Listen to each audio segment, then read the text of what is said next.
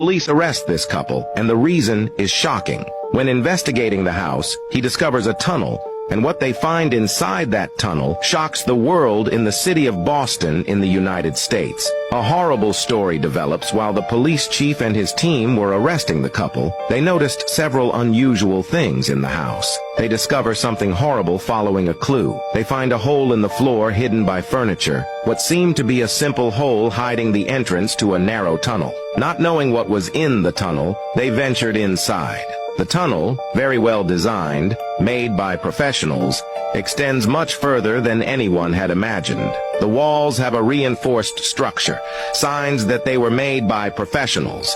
Their stomachs twist and their stress is at an all-time high as they don't know what they're going to find. At the end of the tunnel, they find a kind of laboratory, and what they are about to discover is beyond imagination. A case never seen in the history of the United States. You won't believe the horrible discovery the police make, and you will be completely shocked. Follow the page. A mother installs a hidden camera and catches her husband committing an act that I'm going to make go viral around the world. Darwin, Estefania, and their 4-year-old daughter Noemi formed a very happy family. They did many things together, and every Sunday they would go out for a walk with the family dog Tobias. But little by little, Estefania began to feel that something was strange. First, her husband started acting distant. He began staying out at night, only coming home the next day, and never explaining what he was really doing. Then it was the daughter's turn to start pulling away. Noemi, once affectionate and talkative, now avoided her own mother. Estefania was devastated, and when she asked what was going on, both Darwin and the daughter replied that everything was fine, that there was no reason to worry. Even so, her heart didn't believe it. Click the red More button on my photo and comment part 2 for the continuation. I was an associate in the mafia, not a made guy or anything like that. But on occasion, I would drive with Shorty from Carmine Persico downtown Brooklyn to Brooklyn, where Joe Colombo used to hang out. We used to park. I would get out of the car, I was young, I was a kid, and I would stand near the car, never approaching the boss of the family. And he would walk over to the boss, Joe Colombo, and talk to him. That was our routine, that's how it was done. Right after the hit, we did it again. But this time when I got out of the car and I was standing there, Joe Colombo yelled, "Sammy, come over here."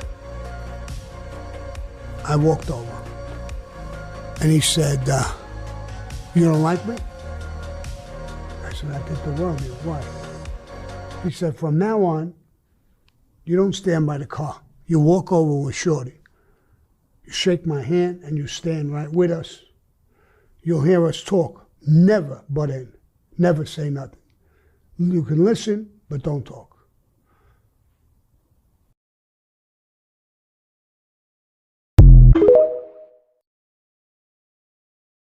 This is literally driving me insane. I'm going to tell you what that is. All over social media right now, there are videos of Charlie Kirk's death, people that are slowing down the videos and analyzing them, and I have seen multiple talking about this dark spot on Charlie Kirk's shirt and how it moves when he gets shot. There are people claiming that this is blood, that it's a blood bag, and just overall questioning what it is and why it's moving across his shirt when he gets shot. I believe that this is a secondary microphone, and I'm going to show you why. If you go to Charlie Kirk's social media profile and you look at some of his other videos when he's speaking on college campuses, he always has a secondary microphone that's clipped to his shirt. This is another one, so you can see it's like a little black square. And in this video, he was actually using a professional Rode microphone. This one is a square, but it also has a little puff at the end. That's a microphone like this. They're squares. There are also lots of different styles that you can use. And depending on the microphone, they attach to your clothing differently. They could have clips on them. They could be magnetic. All going to be different depending on the style. And it's not uncommon for people who are doing speaking engagements to have a main microphone and then a secondary microphone where they can use the audio from that mic for their social media videos. So as as far as like why it's moving across his shirt, it's likely because it's attached to his shirt in some way, and the impact from getting hit and then the recoiling, however that microphone is attached, may have come loose and just went all over. I don't think it's blood. I don't think it's a blood bag. I think it's just a secondary microphone.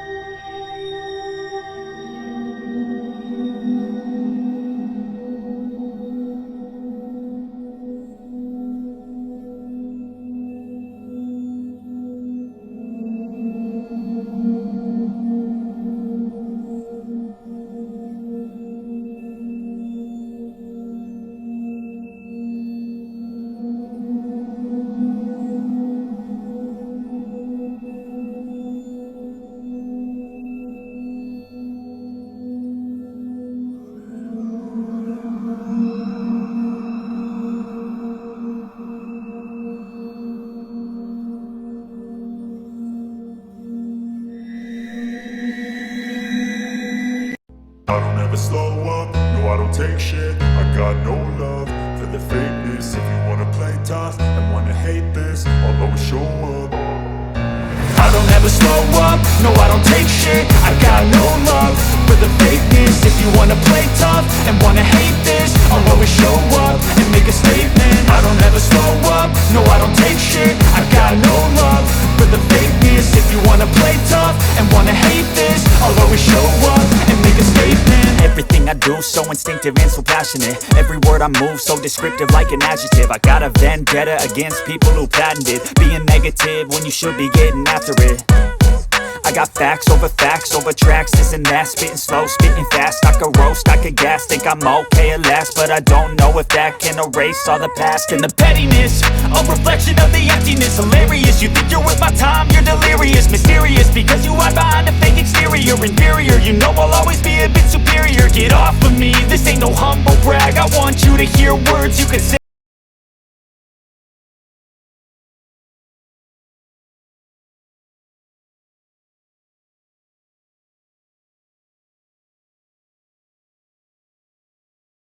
These policemen in Peru found a delivery driver with an 800-year-old mummy stuffed in his bag. Stuffed in his bag? Yes, bro. So in 2023, the police found these 3 dudes that were like drinking at a park. Police came up to talk to these guys, pretty much see what they were doing there, and they started searching these dudes. One of these dudes was a delivery driver out there, kind of like on some DoorDash type of thing, but it's like their version of DoorDash out there. And you know, delivery drivers that work for DoorDash, they'll have like those little red boxes, little red cases that they'll keep food in to keep warm or keep cold or something like that, right? Yeah. They searched this dude's bag, and inside they found an 800-year-old mummy in the fetal position.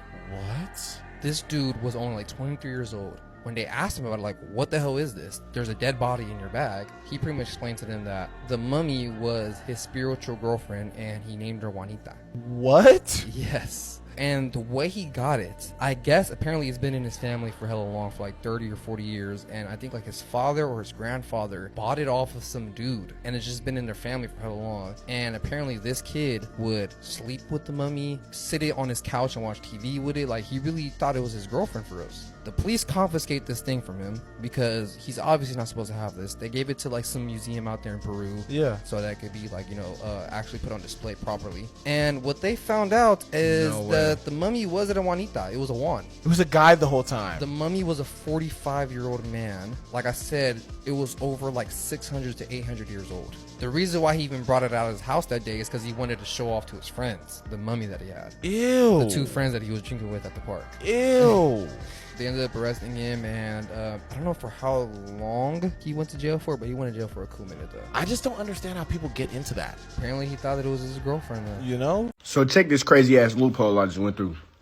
I nutted in the condom. Put water in the condom. Okay? Then, you want to take it a step further, put the condom over a light.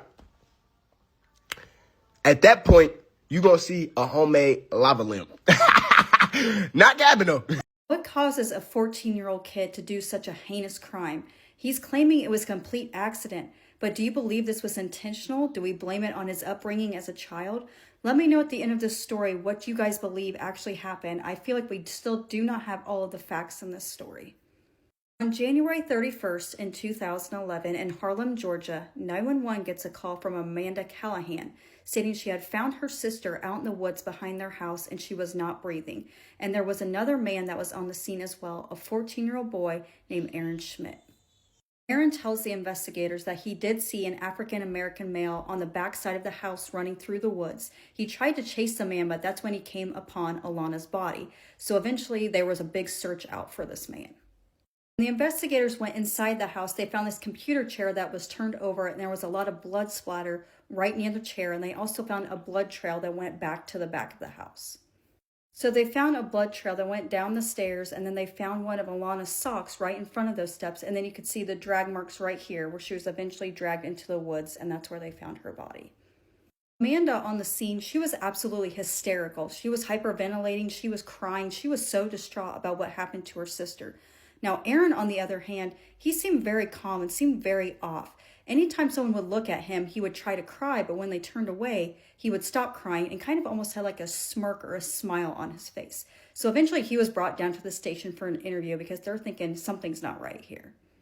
Well, Aaron is the neighbor of Alana and Amanda, and he had stated he saw Amanda drop Alana off at the house, and then she drove off. And then all of a sudden he sees an African-American male fleeing very fast from the house through this gate. So he decides to follow this man, and he's drawing a map here of where the suspect was going, where he was following him. So they're eventually relaying this information to the people that are still at the crime scene. So they're looking at all of these leads, and there is nothing coming up, and they're thinking he's lying about this story. There was a rule at the Callahan house that you are not allowed to wear your shoes inside the house. So eventually they ask Aaron to take his shoes off, and what do they find? They find blood on the top of his socks, and they're asking, well, where did that come from? And he just starts to break down crying and stating he did not mean to hurt her. According to Aaron's story, they were playing with the firearm and she was pretending she was pulling the trigger and he kept telling her not to do that. So he took the weapon, it was going to put it up, and then all of a sudden the firearm just went off and it accidentally hit her. And he said this was a complete accident. So Aaron is the neighbor of Alana and also Amanda, and he is raised by his older sister, a much older sister, and he would spend a lot of time at the Callahan house. they considered him like their own son. So Aaron is not allowed to be at the house while the parents are not there. But one time Alana came home and Aaron was inside the home and she got really scared asking, "How did you get in the house?" And he stated the door was unlocked. It turns out that Aaron was going into their house when they are not home and burglarizing their home, but he wasn't taking really anything valuable. He was taking personal items from the family, trying to be more closer to them. But then eventually he came upon that firearm and ended up taking that firearm. So Alana's mother told Aaron and yelled at him, "You're not allowed to come to this house ever again because of what you have done." And she's never yelled at him before. And he took that as a threat and he was getting pushed out of another family. Now, at first, Aaron stated he had no idea where this firearm came from, but they know he took it from their house because they did find the firearm box right underneath his sink. So in February of 2012, a jury found Aaron guilty of homicide and he was sentenced to life without parole at the age of 14. But in the year 2012, the Supreme Court overruled that it's unconstitutional to send a juvenile to prison without the possibility of parole. So now he is trying to get a new trial and get resentenced. So Aaron has hired a new attorney and he's going to really try to get a new trial and get resentenced. So this new attorney is trying to get some background on Aaron. So he decides to talk to his older sister, Diana, who is his caregiver, and, getting some background to see if he was ever abused as a child. So according to Diana, he has 2 older siblings, and they do have the same father, but not the same mother. And he was abused from when he was a newborn up until he was about 5 years old. One day, Diana goes over to Aaron's house and realizes that his mother is not there. It's just 2 random men that are watching Aaron and his sister. And she immediately had those kids removed because what Aaron's mother was doing was going out, getting intoxicated, doing whatever she was doing, leaving these random men to watch the kids, and these men were abusing him and also his sister. So his sister got custody of him and took him to a psychiatrist, and the psychiatrist stated he was abused at a very young age, and he is very disturbed by this. Aaron has spent 8 years in prison, and by this time, he gives an interview, and he is still claiming this was a complete accident. So he stated he did use that weapon before going over to the house and was doing target practice. He came into the house, he took his shoes off, and then he saw Alana just on her Facebook going through pictures. So he was at the side table, trying to unload the weapon, and when he pulled it back, his finger was on the trigger as well, and it accidentally went off and just hit Alana in the head. Now, he's claiming this was a complete accident, and he made up the story because he panicked, and he was just scared of what her parents were going to think. So he just, in a panic, just drug her body out to the woods. But was this a complete accident, or is he a true psychopath and this was an execution? 1 month after Aaron's case was filed, he was attacked in prison with a sharp object. He did survive the attack, but as far as I could tell, it seemed like his case was denied and he will spend the rest of his life in prison. With this case, I'm trying to understand why. Because Aaron did not have a family growing up. Both of his parents were not there. His older sister was raising him. And the Callahans, they accepted him as their own. He was over at the Callahans' house more than he was at his own sister's house.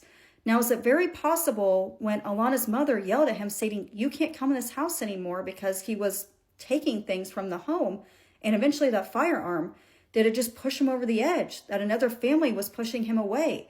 Was this, a cold-blooded homicide and an execution? Was this really a complete accident and he just panicked?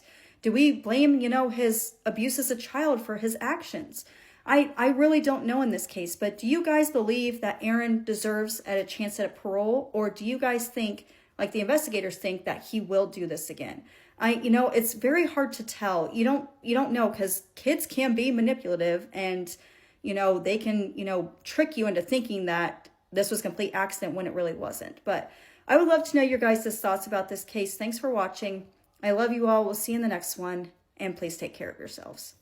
This teenager was so obsessed with serial killers that she wanted to become one. She idolized and worshipped serial killers so much that at only 18 years old, she wanted to dedicate her life to becoming the most famous and prolific serial killer in all of history. This is a case from Germany, and due to Germany's strict privacy laws, a lot of information from today's case is actually missing, including the true identity of our killer. So we're just gonna call her Sarah.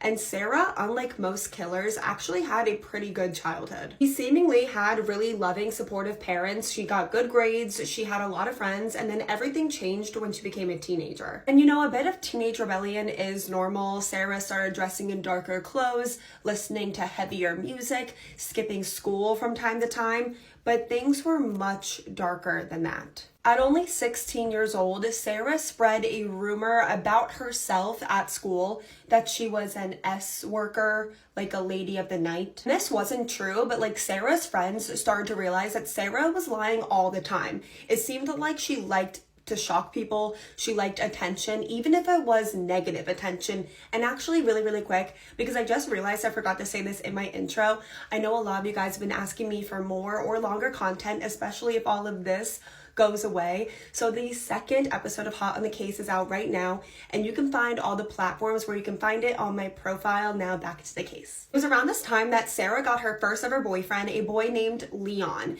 and the relationship was really intense, and Leon actually ended up breaking up with Sarah because he was scared of her, and for good reason, because as soon as he broke up with her, she started planning how she would kill him.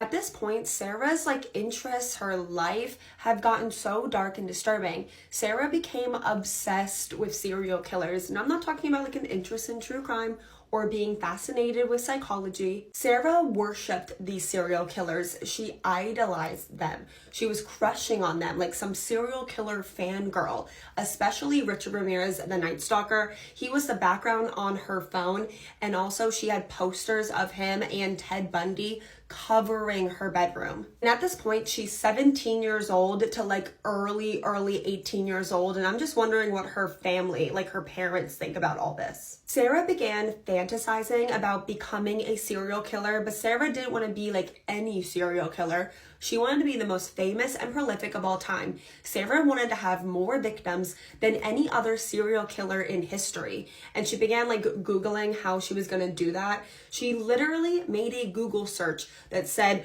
what is the best way to become a serial killer? So clearly she's no evil genius. In April of 2021, she bought a very large 12-inch sharp weapon and then began hunting for her first victims. Sarah signed up for a bunch of dating apps and sugar baby sites under the username Domina Cherry. Her bio on these dating sites was that she was a teen girl who had never slept with anyone before, but was also into really rough stuff. And she planned to meet a bunch of men this way because at this point she decided she really just hated men and wanted to kill all men after her breakup with Leon. And she planned to meet men this way and then lure them into a secluded area where she would end their lives. Because of the certain bio that Domina Cherry chose for her dating sites and her sugar baby sites, she started getting a lot of attention. She actually got over 220 messages from men on these sites in less than 3 days. Sarah had a date planned for May 3rd, May 4th, and May 5th, with the plan to kill each man on each date 3 days in a row. But her first victim that Sarah chose was a 39-year-old man named Zayed. And he messaged her on May 1st, and they planned to meet up that very night. Sarah had already told a handful of her friends about her plans to become this terrible serial killer, but right before she planned to meet up with Zayed, Sarah actually left a voicemail for one of her friends, a girl named Francesca, saying that she was about to kill her first one and to wish her good luck. And I know Sarah is known for being a liar at this point, but when Francesca gets that voicemail from Sarah, she doesn't go to the police, she doesn't tell anyone. All Francesca does is make a Google search of her own. Can I get in trouble if I know about a murder? The answer is yes. Zayed picked Sarah up around 8 p.m. and she directed him to a remote cabin that her family owned in the woods that actually did not exist. And once Sarah had Zayed turn onto a secluded dirt road, she took out her 12-inch sharp weapon and plunged it into his neck. Zayed actually attempted to like fight off Sarah, and he was able to like hold his wound to stop the bleeding, and he just like took off. He ran towards the main road where a car stopped. They like helped him like a little bit because the person in the car was actually a nurse, and then they called the ambulance. The ambulance came and rushed him to the hospital. Meanwhile, Sarah is like also panicking, and she also ran away towards like the nearest town because Sarah didn't expect Zayed to like fight back. She just thought that he would automatically die. Sarah ran all the way to a nearby town, and she's looking completely disheveled. She's covered in blood, and she's just whispering to herself, "I'm a killer. I'm a murderer." So onlookers in the town called 911, obviously. Sarah was arrested and taken into police custody like 30 minutes after attacking Zayed, and I find it so funny. Well, not funny because she's a killer, but you know what I mean, that Sarah wanted to be this like prolific serial killer that never got caught, and she was gonna have the most victims of any serial killer ever, and she got caught like 30 minutes later, like a half hour later. And I call Sarah a killer because although the hospital did as much as they could, the damage that Sarah did to Zayed was just far too much, and he did pass away surrounded by his family. And Zayed has definitely been scrutinized in his case for his decision to want to meet up with an 18-year-old girl. But Zayed's loved ones say that Zayed was a very good man. He was not the type to like look for hookups. And at the time of his death, he was looking for a long-term relationship and to settle down. And Sarah has never shown remorse once, and actually has only ever felt bad for herself because she got caught too early and didn't kill more men. And behind bars, Sarah actually tried to get her mom to kill her ex-boyfriend Leon because that was like her main target all along. Her mom said no, by the way. I don't think I made that clear. Her mom said she would not do that. And due to Sarah's young age, she received no prison time and was actually only sentenced to 12 years in a psychiatric hospital, and she could be released when she's 31 years old, which honestly really, really terrifies me because I think Sarah is a scary, scary girl and a danger to society. And as for Sarah's friend Francesca, who got that voicemail and knew that Sarah planned to kill Zayed, she was arrested and was facing 5 years in prison, but the charges were dropped. And that's all I have for today's case. Hope you guys all had a very happy new year, happy holidays, and I hope you guys know that you guys were truly one of the biggest blessings of my 2024. Make sure you guys all check out the second episode of Hot on the Case, and I will see you guys tomorrow. Love you.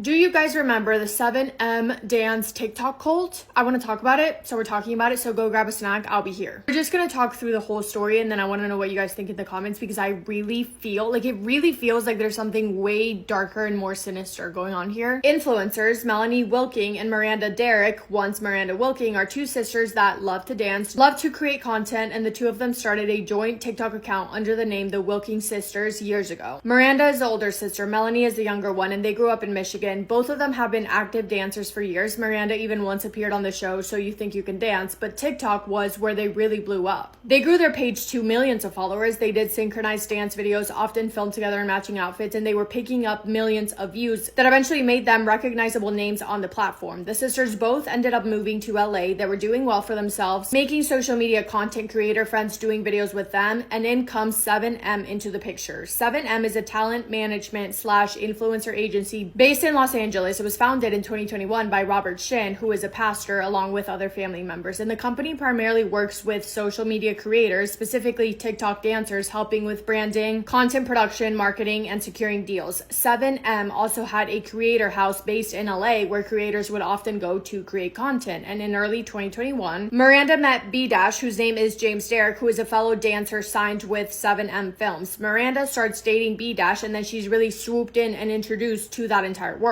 Sooner than later, she gets involved with 7M and is invited to sign with them to join and be managed by their agency, and she does sign with them. Melanie, her younger sister, was also invited to 7M, and in the beginning she did like it, but then she saw red flags that did not align with her thoughts and beliefs, so she decided that it wasn't for her, and she did not join. She specifically thought that they were really weirdly demanding of her time, and she didn't like that, so she left, but Miranda stayed. Now, 7M Films is tied very, very closely with the Shekinah Church, which is the church that Robert Shin leads. The name comes from the 7 mountain prophecies that the church stands for, which are entertainment, education, family, religion, media, business, and government. And the line between 7M, the company, and the church and how closely intertwined they are is a blurry line, but we will get to that. But again, Robert Shin is the founder of the Shekinah Church, but also the CEO of 7M Films. Throughout the spring/summer of 2021, when Miranda joined 7M, her family starts noticing a pretty significant shift in her behavior. She stopped filming videos with her sister, drifted away from even talking to her on the regular, and that turned into her becoming distant and limiting communication with her family. She all of a sudden became really hard to reach and more guarded about her personal life. And instead, it felt like she was putting all of her effort and attention into 7M and spending time with other influencers/creators.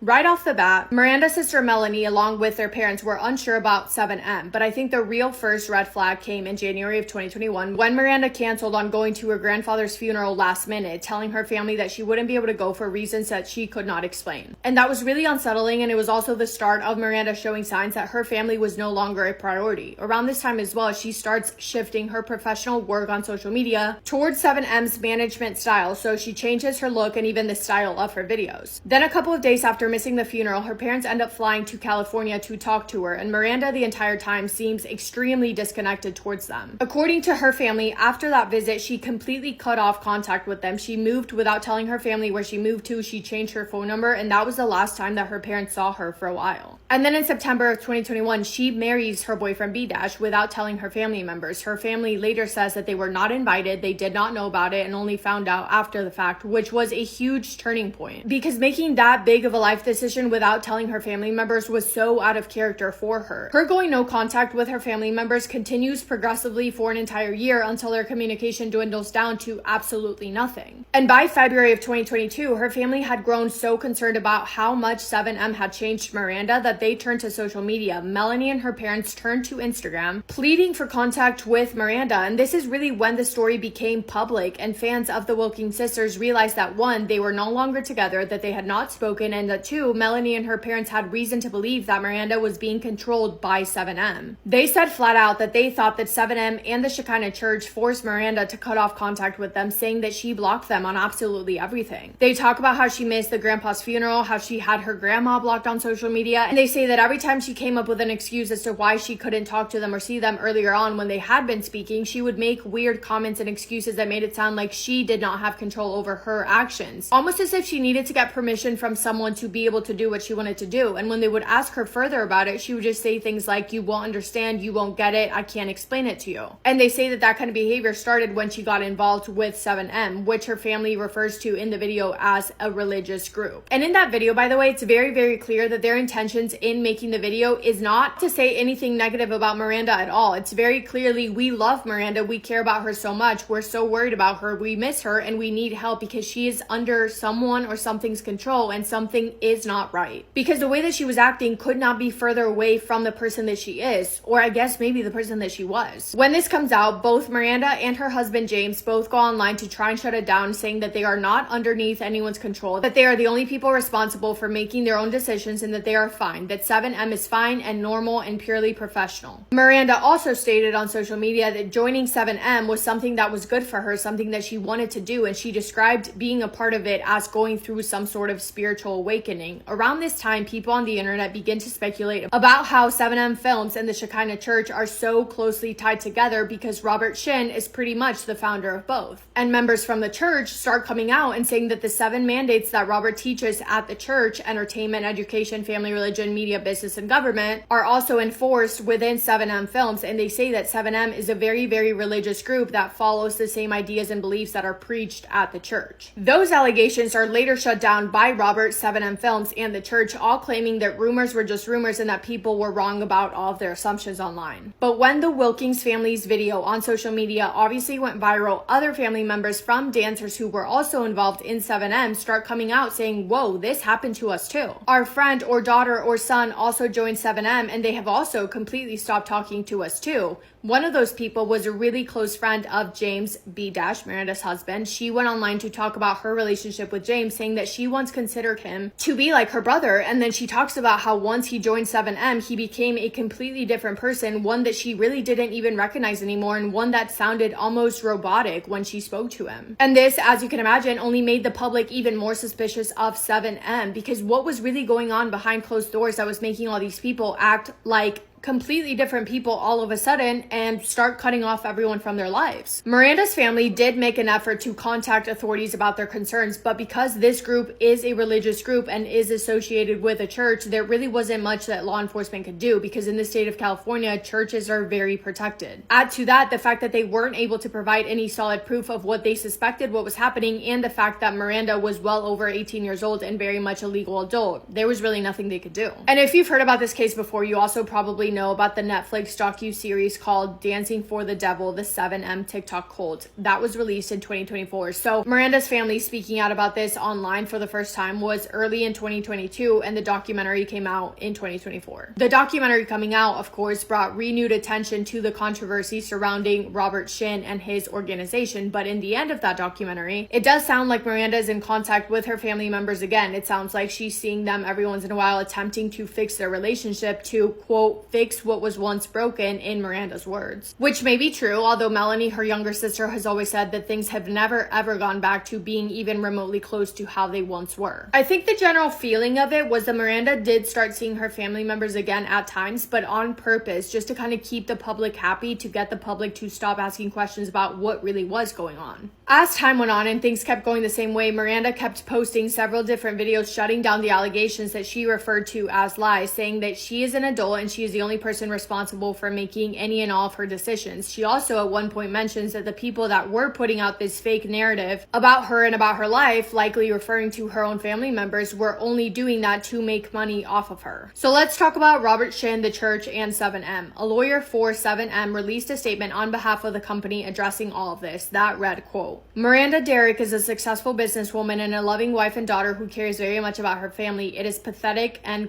how do you say this word? It is pathetic and contemptible to try to turn her private family matters into a tawdry public scandal for clicks and clout, end quote. But again, it just feels like that was their attempt to try and stop something before it got too big. So the church was established in 1994. It began as a Christian congregation and later expanded its reach through 7M Films, which was founded in 2021. And honestly, we don't really know much about Robert Shin other than the fact that it seems like he lives a very lavish, luxurious lifestyle in California, and the fact that he was once a medical doctor that practiced medicine for 7 years before claiming that God spoke to him and led him to leave medicine behind and to go into ministry full time. We also do know that in 2009, a woman named Lydia Chung filed a lawsuit against him, the church, and his organizations, claiming fraud and other labor law violations. She claimed that Robert Shin had used, quote, influence, mind control, coercive persuasion, oppression, and other intimidating tactics, end quote, to get her to hand over $3.8 million in property, other assets, and all of that supposedly in the name of God. She also alleged that she was forced to work 6 days a week without pay, but that case didn't end up going her way. After a bench trial, the judge ruled in favor of Robert Shin in every claim, completely shutting down her allegations. But that says a lot in my opinion, because it shows that this entire 7M dance situation is not the first time in which Robert's intentions have been questioned. That leads us to another important lawsuit that happened in 2022. A former dancer represented by 7M sued Robert and 7M, claiming that Robert tried to completely take control over everything in his life, down to his day-to-day actions, the things that he posted on social media, his finances, and even some decisions in relation to his health. And then in 2023, following Miranda's story coming out, following people starting to talk about this even more on social media, and a lot of people joining the conversation, a group of former dancers represented by 7M Films filed a civil lawsuit alleging that Robert Shin does operate a cult-like environment involving brainwashing and financial exploitation, and some dancers even mentioned SA, happening from Robert towards some of the dancers. That civil lawsuit claimed that Robert uses 7M to attract influencers and creators, then he makes them join the church, and then he takes control over everything in their lives to take advantage of them financially. And again, this is all alleged. We don't know anything for sure, and these allegations have been denied by Robert and his organizations, who have always said and continue to say that the claims are unfounded and a part of a smear campaign. But the case is supposed to go to trial in 2025, but the latest update I could find said that the case was supposed to go to trial in July, even though I literally don't see anything online about a trial. But what I did read about was what happened in July of 2025. Federal and local law enforcement agencies, including the FBI and IRS, conducted a raid on a property associated with Robert Shin in California. At that raid, at least 6 people were seen detained with handcuffs, but police did not immediately say whether anyone was arrested during the service of this warrant or not. That operation, the raid, was part of an investigation into allegations of money laundering, tax evasion, and other financial crimes linked to Robert Shin and his businesses. As of now, from what I could find, no criminal charges have been filed against Robert Shin, and he is denied doing any wrongdoing. The investigation remains ongoing, and an investigative reporter said that everything coming out about Robert is, quote, just the tip of the iceberg, end quote. People have also very recently noticed that it looks like all social media accounts from Miranda, James, and other 7M dancers have been wiped off the internet, which does make sense because this is an ongoing investigation. But I guess we'll just have to see what happens. But I really feel in my gut that there is so much more about this that we do not know. And I'm honestly, frankly, quite scared to figure out what comes out. But yeah, that's all I have for today. Let me know your thoughts on this entire case and let me know if you have seen that Netflix documentary. And yeah, we'll keep an eye on this. But thank you for spending time with me today. I hope you guys are having the best day. If not, go do something to make it the best day. Make somebody happy, and I will see you in my next video. Massive kiss on the forehead to every single one of you. Oh yeah, one more thing. If y'all see me on Love Island, mind your fucking business, bitch. I'm trying to find love, bitch. Y'all had y'all motherfucking chance. This 16-year-old boy joined a satanic cult and then claimed that demons made him go on a murder spree. Luke Whittam was raised in Pearl, Mississippi, and was the youngest of 2 sons. Life at home was extremely turbulent. His parents were constantly fighting in front of his 2 sons until his father just got up and abandoned the family. Luke's mother was rarely ever home, and when she was home, she was a strict disciplinarian. According to Luke, on one occasion when his mother caught him smoking, she forced him to chain smoke 40 smokes in a row until he got sick. There was another occasion where she forced him to eat out of the trash can because he didn't finish his dinner. Life at school was no better for Luke. In fact, it was probably worse. Due to his appearance, Luke was a target for major bullying, and for most of his life, his only friend was his puppy Sparkles. The highlight of his school experience was a very short relationship he actually had with another student named Christina Menifee. Christina was new to their school and she was such a sweetheart. She actually only gave Luke a chance because she realized that he didn't have any other friends. Luke said that he loved Christina more than anyone or anything in his entire life, and that this was the first time in his entire life that he cared for someone that also cared for him back. But Christina said that Luke was actually very controlling and that he didn't want her to be friends with anyone but him. Also, that Luke's mother was oddly possessive over him and would actually join them for all of their dates. So after about 3 weeks of dating, Christina broke up with Luke, and this absolutely destroyed him. Luke spent the next handful of months in a very dark, lonely place until he became friends with Grant Boyette. Grant was 2 years older than Luke and was raised very religious until he turned to Satanism. Grant became the leader of a group of outcasts at their high school in like a satanic cult-esque group of teenage boys. Grant recruited Luke into this group and actually told Luke that Satan had hand-chosen him. And to prove his powers and like the power of Satan, allegedly Grant put a spell on a boy at their school, and the next day that boy actually got hit by a car and died. And after this, Luke was a true and dedicated believer of this group, and he fully looked up to and followed Grant. And this was actually the first time in his entire life that Luke had a group of friends. This group that Luke joined, that Grant was the leader of, really centered violence and revenge and murder. And at one point, Luke, and I don't know why Luke did this, but in a very brutal and horrific way, killed his puppy Sparkles, who at one point was his only friend. And in extreme gruesome detail, he actually wrote about the entire thing in his journal, which is online, but I do not recommend you reading it. And as this group became more and more disturbing and dangerous and violent, a lot of the boys actually started leaving the group.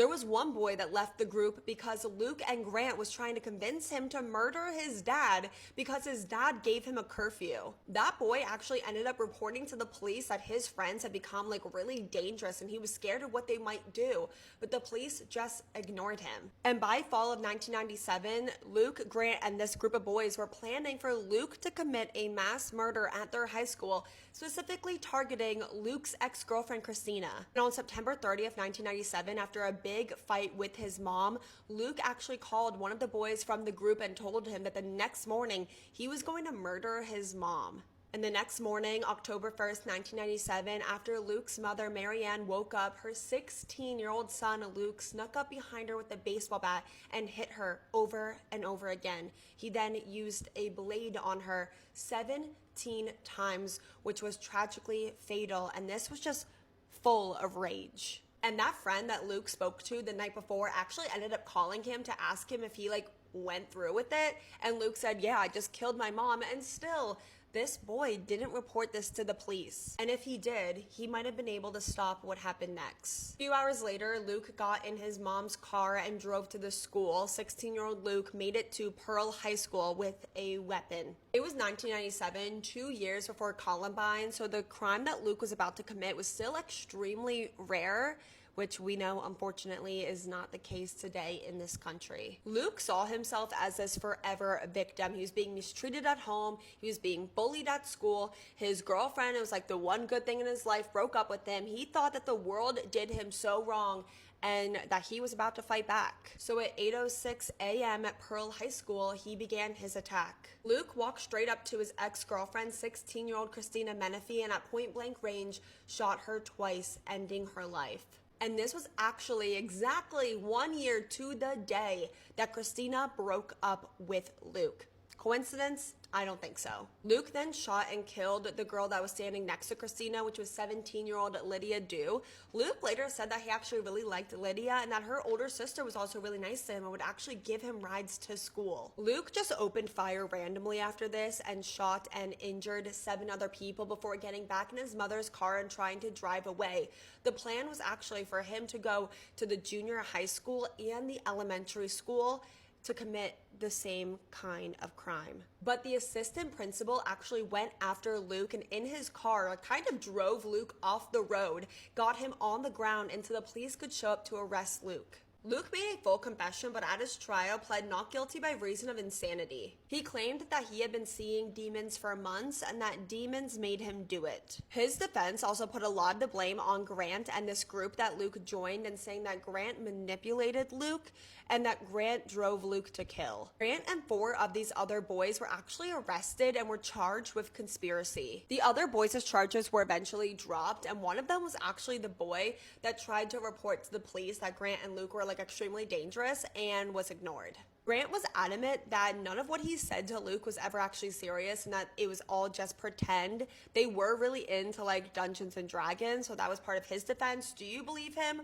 Let me know in the comments. But eventually he did plead guilty to conspiracy and got a pretty lenient punishment, if you ask me. All Grant had to do was join this little program, and then he was on parole for 5 years. Today he's out free and he's a husband and a father, even though, in my opinion, he planned this crime with Luke. Luke was found guilty on all charges for killing his mother. He was given life in prison for the shooting. He was given 2 life sentences and 7 20-year sentences. His brother and father never once went to a day of his trial, and since he's been in jail, reportedly have only visited him once or twice in prison. Luke says that God has forgiven him, so he used to feel remorse, but now he doesn't feel bad anymore because God forgave him. And in 2010, he actually made a request for the governor asking for clemency. He was rejected. He will actually be eligible for parole in 2046, so in about 20 years, and if he is released, which I don't think he will be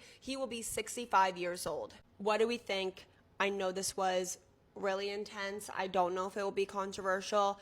I feel like I know for the most part where the comments are going to be, but let me know all your thoughts and opinions in the comments. But while you are there, please remember to be respectful to the victims. You don't know who could be in the comments. Someone that loved these people that lost their lives could be there. So please just be respectful in the comments. But while you're there, Please let me know what case you want to see me cover next. Thank you to everyone that reached out and commented asking me to cover this case, and I will see all of you in my next video. Please, please, please be a good person to your fellow person. This girl and her boyfriend were being stalked in a way that doesn't even sound real. Not just a few prank texts here and there, we're talking over 350,000 messages. And the person behind it is actually going to blow your mind. So the story starts with this girl named Lauren Licari. She was 13 when she started dating this boy at her school, and his name is Owen McKinney. By the time they hit high school, they were still dating, which is pretty surprising being that they're so young. And so in their small town in Michigan, everyone considered them the golden couple. Everything seemed perfect until one random night in 2020, Lauren gets this message from an unknown number. It just says, Owen is breaking up with you. And she's like,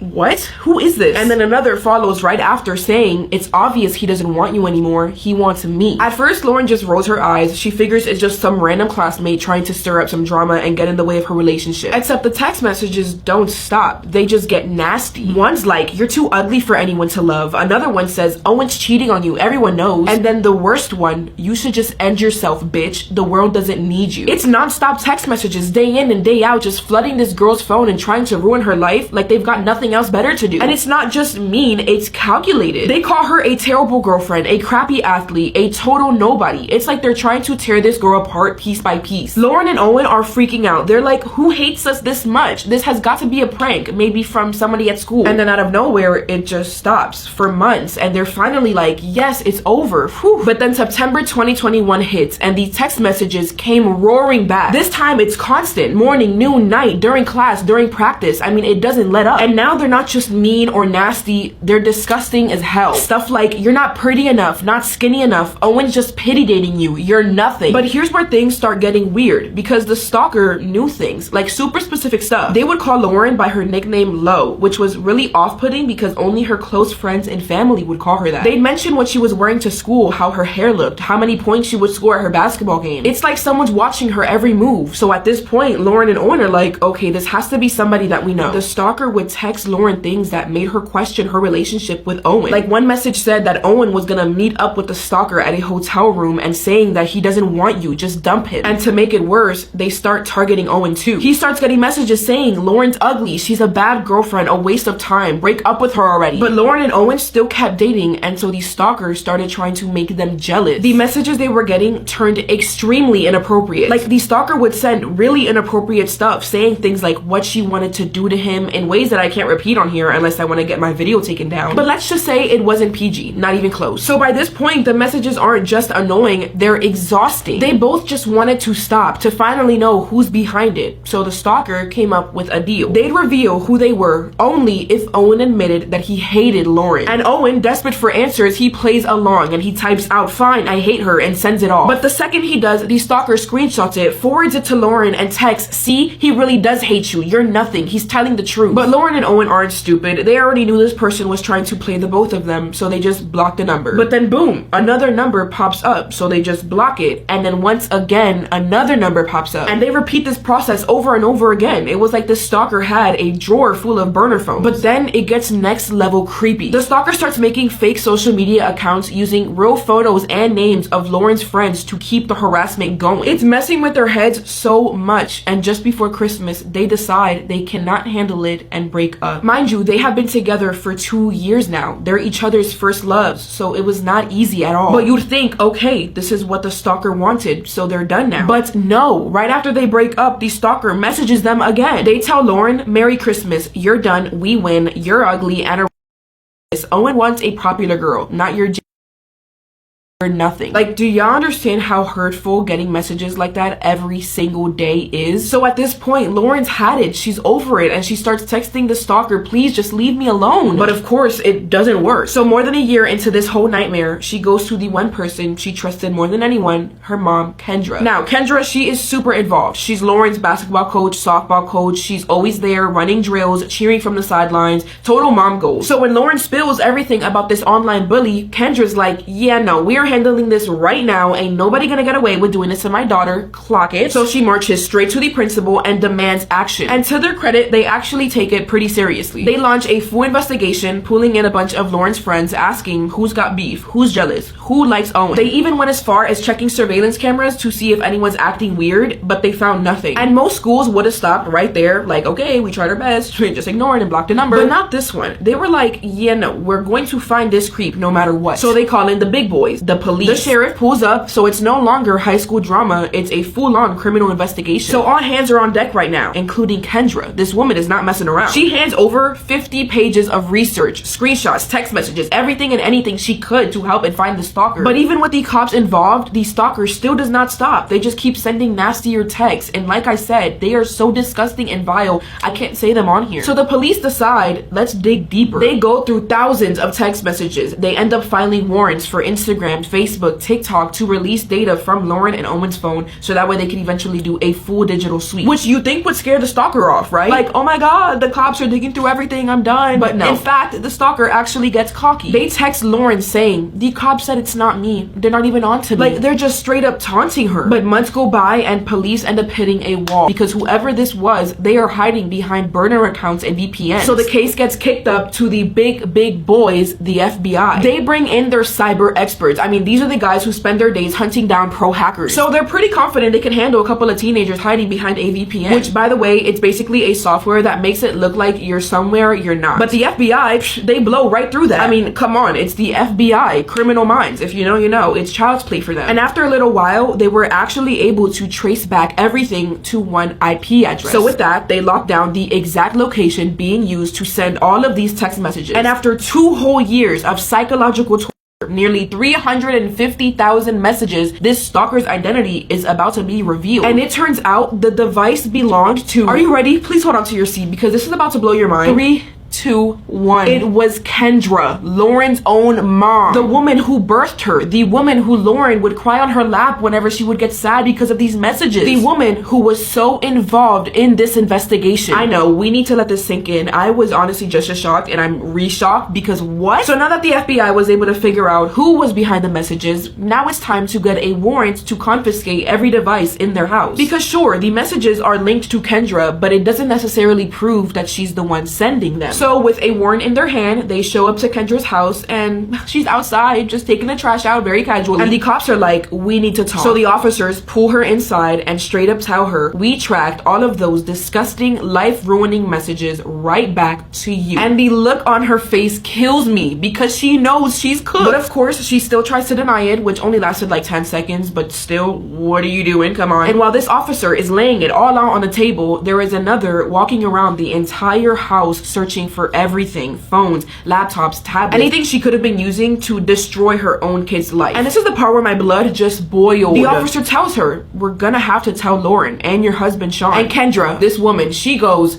do we have to? Do we have to? Ma'am, you have been tortured for years, and your main concern is whether you have to admit it. Priority list is not there. So after a few minutes, they call Lauren over. She sits down and they tell her everything. And this poor girl, like, you can see it in her face. She is shocked, but she just shuts down. She doesn't react, but you can tell that she's shattered. She just doesn't know what to do with this information. And then Kendra, she has the audacity, the absolute nerve to stand up and hug her. She's rubbing her shoulder, playing with her daughter's hair like she's comforting her. That is manipulation 101. You hurt this person and then you swoop in and try to save them. It's disgusting. And then they tell Sean, and that's when even more of Kendra's secrets just start spilling out. Because everybody's wondering these same 2 questions. Why would she do this? And how the hell did she even have time? Well, it turns out she had the time because she was jobless. Everybody thought she was working, even Sean, even Lauren, but no. She had gotten fired like a year back and kept it a secret. So while she was sitting at her computer pretending to work, she was actually crafting thousands of fake messages to torment her daughter Lauren and boyfriend Owen. And after all of that, Kendra is finally arrested, put on trial, and could potentially go to jail for 35 years. And while in custody, she starts pouring out all of these excuses as to why she did what she did, telling investigators that she only did it to hopefully bring out the real stalker. Like, she thought by sending fake messages, she could somehow expose whoever was actually tormenting Lauren in the beginning. Which makes absolutely no sense, because you were sending messages to your daughter telling her to end herself. Then she says it just got out of hand, like she only meant to send a few. you, and then, ma'am, this went on for 2 years. There is no excuse to cover that. And then, this is a cherry on top. She asks the cop to keep it quiet. Apparently, she doesn't want the other parents to know. Can you imagine causing this much emotional trauma to multiple families, and your only worry is whether the other parents will gossip about you? That is truly despicable. But the real question everybody still has is why? It just makes no sense. Because this wasn't just some stranger in the dark, this was her mom. And so prosecutors actually came up with a theory. Lauren and Kendra had always been like extremely close. Lauren was a total mama's girl. She would tell her everything about school, sports, friends, boys. For every problem, every little detail, she always went to her mom. But then Owen came along, and suddenly Lauren isn't venting to mom anymore. She was venting to her boyfriend. She was spending her free time with him, not her. And prosecutors believe Kendra hated that. She wanted to be number one again. Maybe losing her job played into it. Maybe being fired bruised her ego and left her with too much time on her hands. But for whatever reason, she created this nightmare. Not to necessarily break Owen and Lauren up, but to create a problem so massive, so terrifying, that Lauren would have no other choice but to come running back to her mom. And in a sick way, it actually worked. The harassment consumed Lauren's life. Her grades were slipping, her friends cut her off, she was paranoid, exhausted, completely falling apart. And every time she felt like drowning, she turned straight to her mom. Kendra got to play the hero, the savior, the protector, when really the entire time she was the one pouring gasoline on the fire. But I'm sorry, I don't really buy this neat little theory prosecutor sold. That whole, oh, she just wanted her daughter to miss her again. Yeah, nah, miss me with that. Because when you actually look at the text messages, the motive feels so much darker. Kendra wasn't obsessed with being needed by Lauren. She was obsessed with Owen. Think about it for real. These text messages weren't just, oh, Lauren's a bad girlfriend, yada yada yada. They were